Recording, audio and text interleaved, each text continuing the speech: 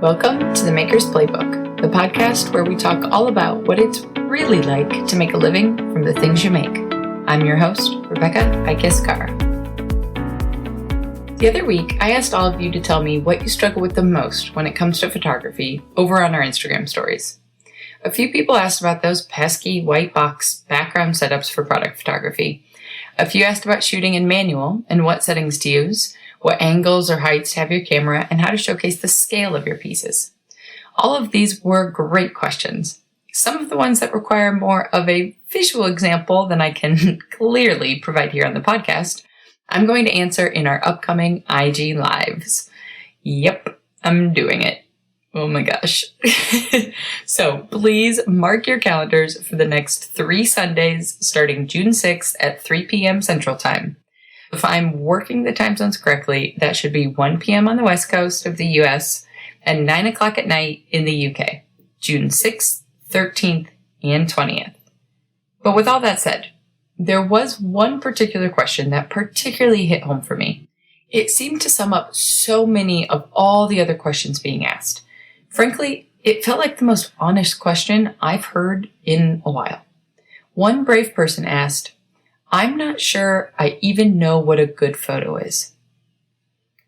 I had one of those smack your palm to your head moments as a teacher and a coach where you realize after 11 years there is so much I take for granted and don't always fully break down when teaching.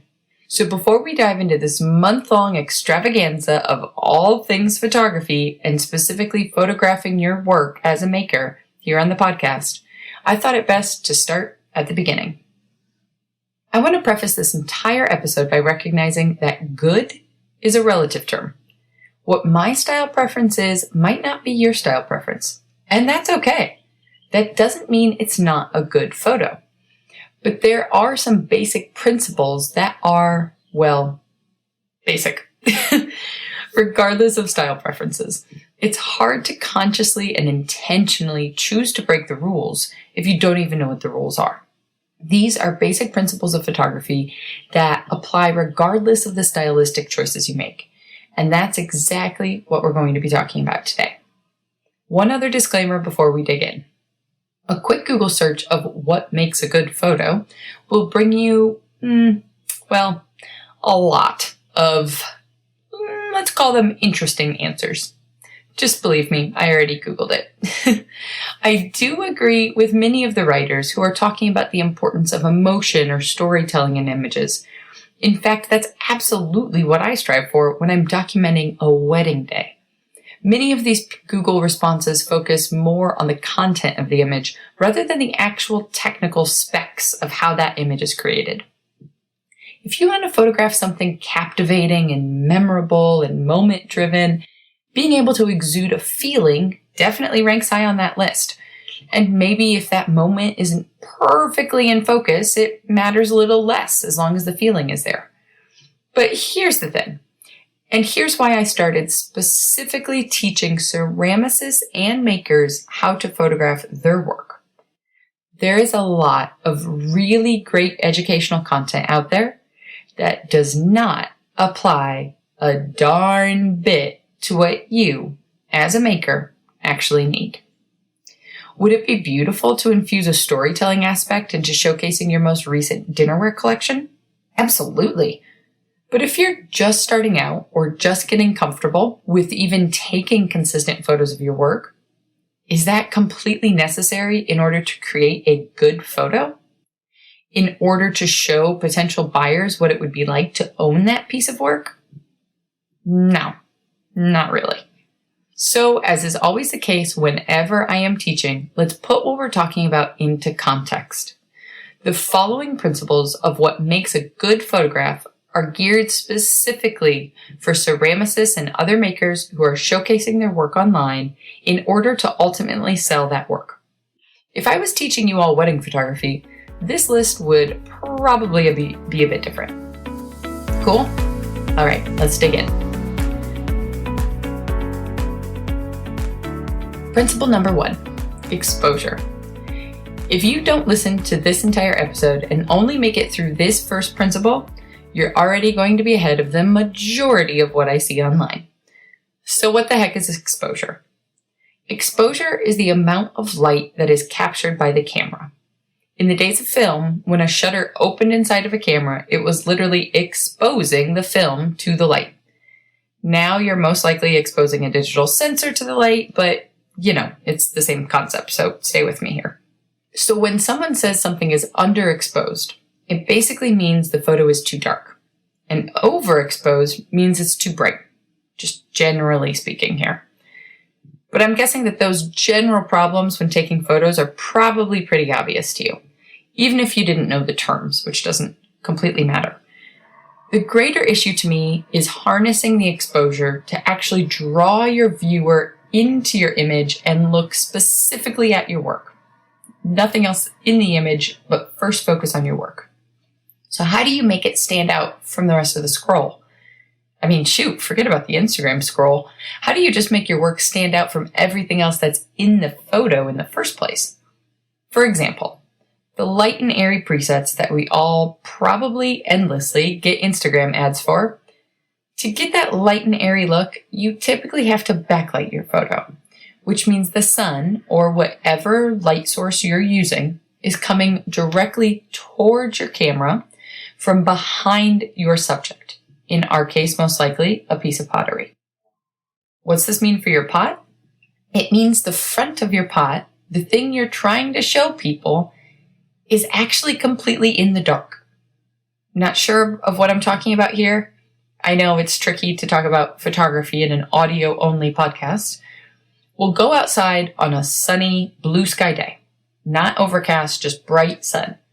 And I want you to stick your hand out in front of you. Yes, I know it's going to feel awkward, so maybe do it in your backyard when nobody's watching. But stick your hand straight out in front of you and look at the palm of your hand with the sun behind you, behind your back. So the palm of your hand, if you held it out there long enough, would probably get sunburned. And see how bright the skin looks on your palm. And then do 180. Turn around in a half circle, keeping your hand in front of you, and look at your palm now with the sun directly in front of you. In other words, the sun is behind your hand. The sun should be hitting the back of your hand. How much darker does your palm look then? Move back and forth and compare the two. In this example, your palm is like the surface of your pots. When you're putting your light behind your pots, you're in an uphill battle to try and get your pots to actually look good. Because just like your palm, they are totally in shadow. When it comes to creating a good exposure, specifically for photographing your work, the lighting should draw the viewer's eye to look exactly at your piece.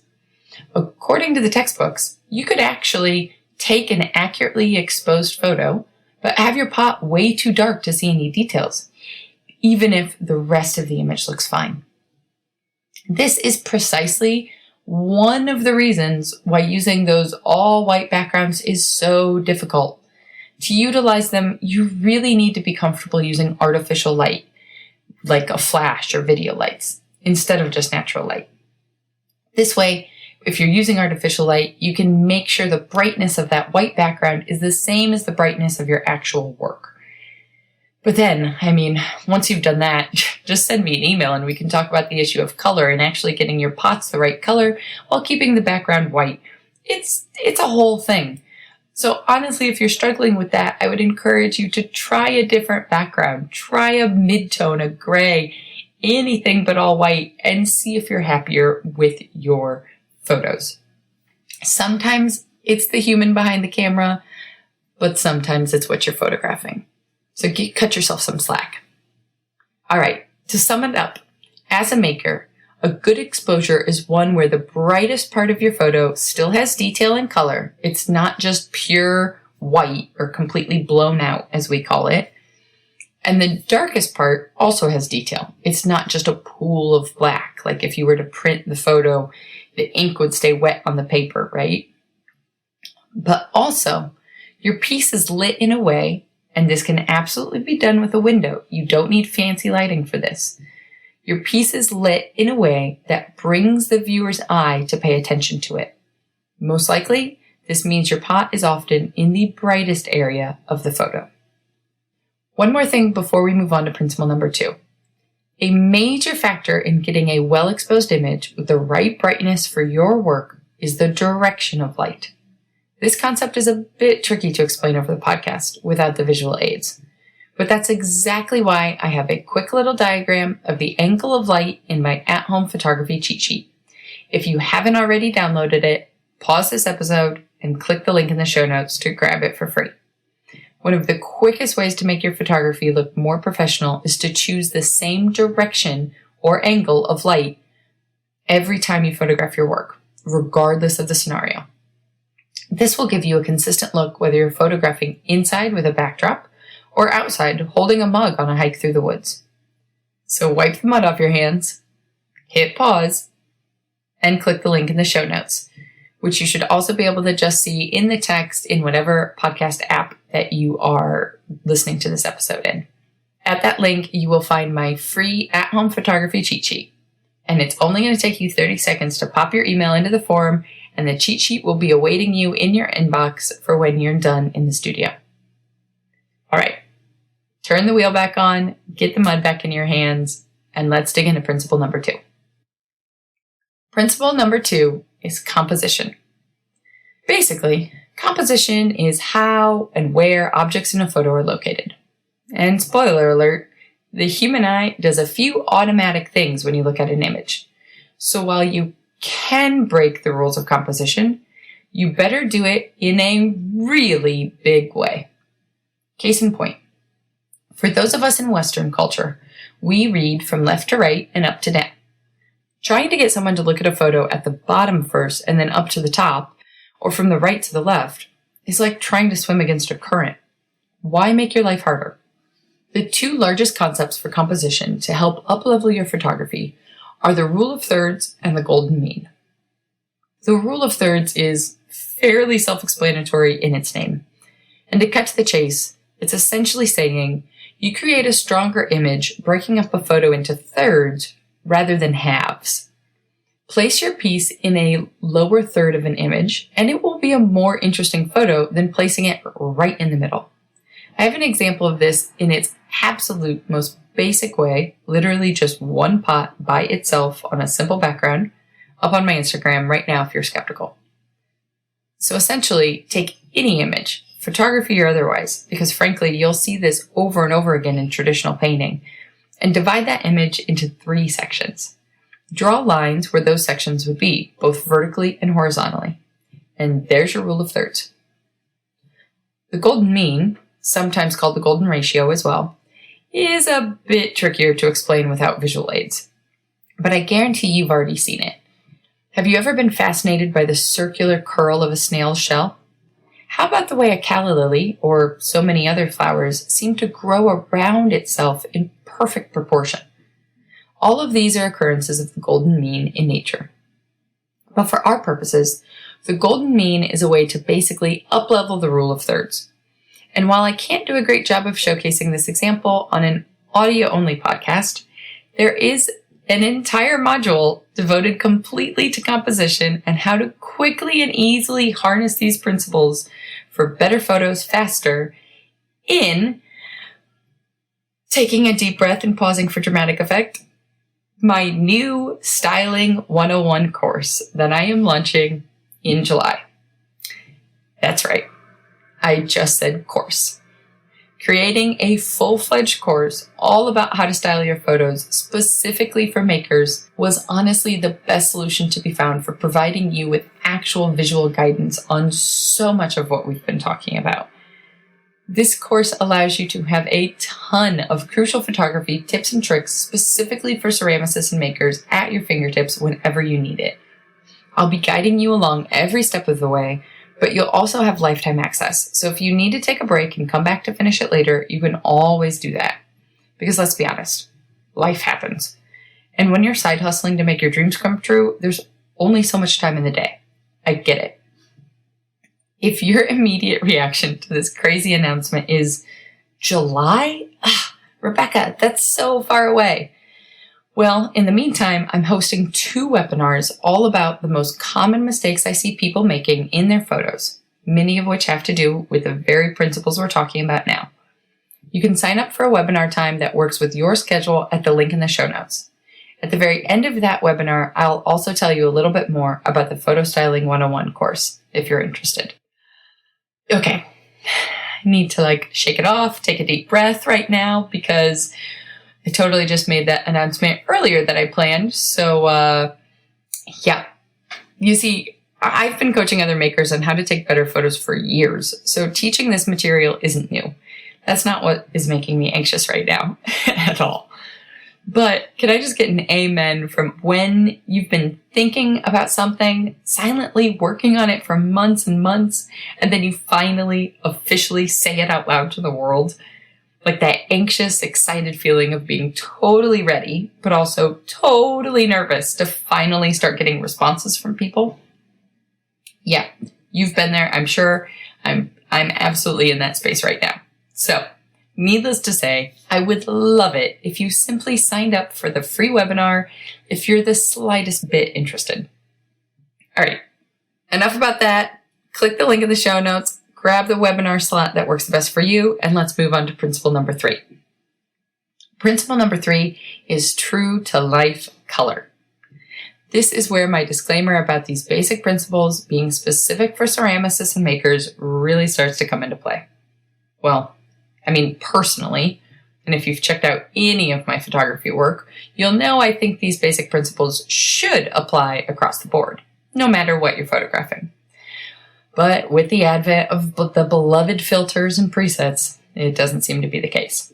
I can't tell you how many quote-unquote professional photographers I see online throwing these presets over the top of their work and winding up apparently with couples and families and clients who all, no matter their ethnicity, have orange skin. I mean, with the exception of a really bad fake tan, I'm pretty sure orange is not present on the absolutely beautiful spectrum that makes up the world's diverse skin tones. Not to mention, why does the grass look like it's a gray-blue color? I, for one, have never seen gray grass before. Okay. I've kind of gone down a little rabbit hole. I clearly get riled up about this one, so I will step down from my soapbox and get back to the point for all of you. If you're showcasing your work online with the hope and intention of ultimately selling that work to customers, you're going to save yourself hours of cranky customer service emails the more and more accurate your colors are. The good news is, if you're working on principle number 1 here, getting a good exposure, your color accuracy will also improve. I'll spare you the deep dive on how all of that is intertwined, but just know that to an extent, the better your exposures, the easier it will be to have accurate colors as well. One other element for getting true to life colors. Light, whether it be the sun, a lamp in your home, a flash of a camera, whatever it is, light all has its own color. You've probably noticed this if you've changed any light bulbs recently to the energy-saving environmental bulbs. Do they feel different than your old tungsten bulbs? Maybe even brighter or harsher. Those might be the words that you use to describe them. Well, in fact, they're actually more blue, while the old tungsten bulbs are more yellow. So if you're struggling with getting the right color of your glazes when you're photographing your pieces, make sure you only have one light source. For example, if you're using a window at home, just like I recommend in our at-home photography cheat sheet, turn off all the rest of the lights in whatever room you're in. All of them. I know it might seem weird to be turning off lights when you're photographing, but having only one light source, and so therefore one color temperature, is going to save you hours of headaches trying to correct the color of your glazes when you're editing. If you've been following me for any given time, you've heard me say over and over again that my goal is to teach you guys how to take better photographs in the first place so that you are spending less time editing after the fact. It's going to be faster every single time, I promise. Okay, so honestly, if you're getting overwhelmed, I just stop right here. Harnessing consistent, accurate exposures, strong compositions, and real colors are going to uplevel your photography above 85% of what I see online. Okay, I was being kind. Actually, it's probably more like 90%. Sorry. sometimes the truth is rough. There we have it. But if you're ready for one more principle, specifically for us makers working to sell our work online, then here we go. Principle number 4, accurate representation of scale and lack of distortion. Any of us have probably experienced the uncertainty of buying something online. Will it be the size you think it is? How big is 5 inches anyway? I'd like the look of it, but is it functionally what I had in mind? I know I've been asking these questions as Francesco and I prepare to move into our new home, and I scour the internet for the perfect set of curtains or a dresser to fit under the awkwardly angled ceiling in the refinished attic. If I'm asking these questions inside my own head while I shop online, it should come as no surprise that most of our potential customers are asking the very same questions of our work. How will that mug feel to hold?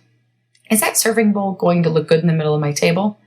I know the vase says it's 9 inches tall, but does that mean it'll look good with a bouquet of tulips, or is that too tall or too short? My fastest solution for you when it comes to giving viewers a sense of scale is to include just one, simple, everyday prop with your image. By everyday prop, I mean something that all of us universally have a general understanding of size for, like a laptop or a notebook, a pen next to a mug, for example, or a heaping pile of apples inside of a serving bowl. Things that have a fairly consistent size set next to your pieces will give the viewer a better idea of scale because they already know the size of that other item. Make sense? So what about distortion then, right? Well, distortion is an issue of lenses. And when it comes to using a cell phone, that gets kind of tricky. If you're using a cell phone, do everything you can to make sure you're photographing with your phone exactly upright. Like if you put a level on top of your phone, it would be dead center. You don't want to be tilting your phone slightly forward, the way you naturally do when you're looking at a phone screen. The best way to stop yourself from doing that, flip your phone upside down so that the camera lens is at the bottom instead of the top of your phone. If you're using a regular camera, the fastest solution first is to use what we would call a longer lens, as there's less distortion native to the lens itself. The absolute shortest lens I use when photographing my work is a 50 millimeter. Anything wider than that, like 35 or 24 millimeters, is going to cause distortion to your pieces. Honestly, more often than not, I use a 100 millimeter macro lens, but that's because I am a sucker for composition, which is a conversation for another time. And actually, something I talk about a lot in the course. Spoiler alert. So friendly reminder to just go sign up for that webinar. Okay, I could keep going on, but I realize listening to all of this information, audio only, is a lot to take in. As I mentioned earlier, I'm hosting a webinar all about the most common mistakes I see other people making in their photography and how to avoid them, which starts on June 29th. Find the best time that suits your schedule and register for your spot at the link in the show notes. This way, you'll have live visuals of what the heck I'm talking about, and I will absolutely be leaving time for Q&A as well. One more time, for those of you that were multitasking, come back to me. To actually have some visual examples of what the heck I'm talking about here, register for the upcoming free webinars at the link in the show notes. As cheesy as it sounds, trust me, you're not going to want to miss out on this. Until next time, go get back to making your dreams a reality, because together, we've got this.